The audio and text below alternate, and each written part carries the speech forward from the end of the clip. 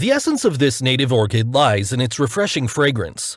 This perennial orchid has long-lasting fragrance, making it an absolutely delightful scent to add to our collection. There are many orchids that possess therapeutic effects, and we have infused their scents into our fragrance composition.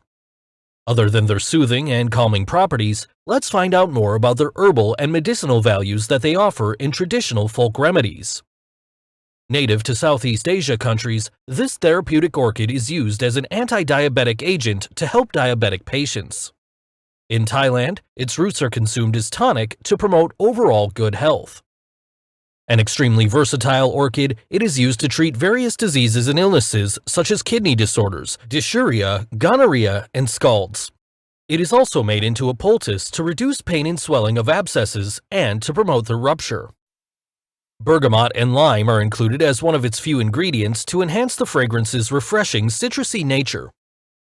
Bitter and tart with fruity sweet nuances, bergamot is commonly found in many perfumes as top notes, providing an initial fresh, airy, and uplifting quality. It is frequently found in aromatherapy to elevate happy and positive mood while alleviating stress and anxieties.